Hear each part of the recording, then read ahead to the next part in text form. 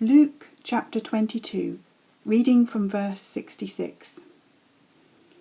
When day came, the assembly of the elders of the people, both chief priests and scribes, gathered together, and they brought Jesus to their council. They said, "If you are the Messiah, tell us." He replied, "If I tell you, you will not believe, and if I question you, you will not answer. But from now on the Son of Man will be seated at the right hand of the power of God." All of them asked, "Are you then the Son of God?"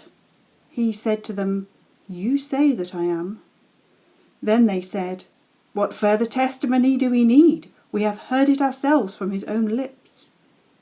Then the assembly rose as a body and brought Jesus before Pilate.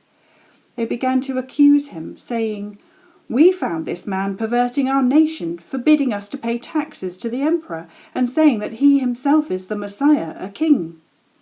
Then Pilate asked him, "Are you the king of the Jews?" He answered, "You say so." Then Pilate said to the chief priests and the crowds, "I find no basis for an accusation against this man." But they were insistent and said, "He stirs up the people by teaching throughout all Judea, from Galilee where he began, even to this place." You say that I am. Jesus was on trial for being a fake king, an imposter. Pilate and Herod were used to dealing with fake messiahs. They dispatched them routinely. The crosses of Jerusalem were littered with them. Yet of all the messiahs they'd ever dealt with, Jesus was surely the most fake, the most obvious imposter. He had no army, no weapons even. None of the usual things we associate with kingship. After all the hype, Jesus is barely worth the notice.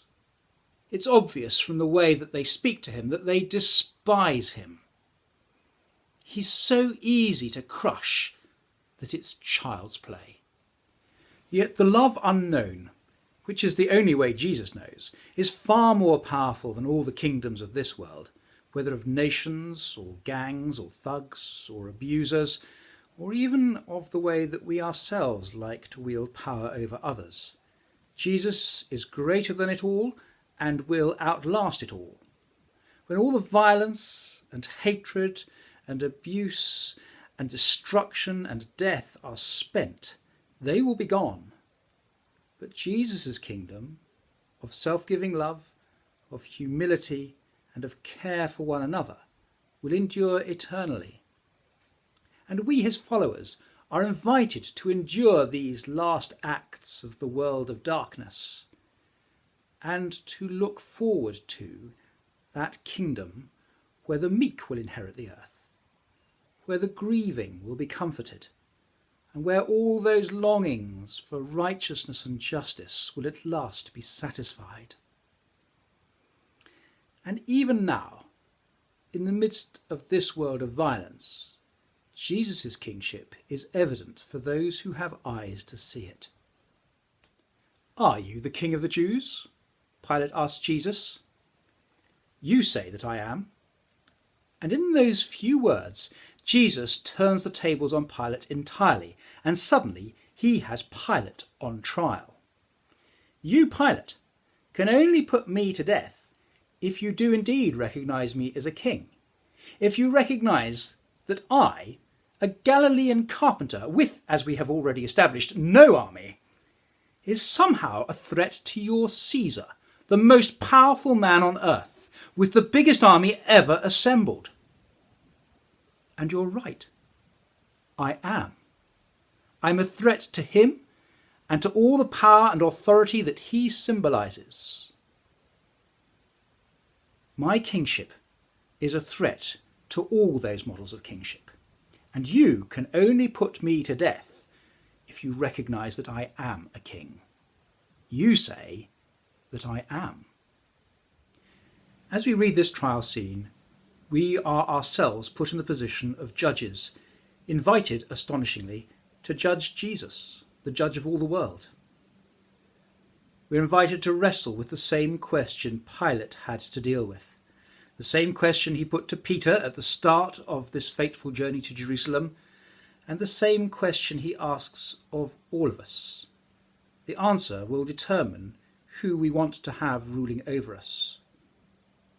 Who do you say that I am? Wait for the Lord, whose day is near. Wait for the Lord, keep watch, take heart. Wait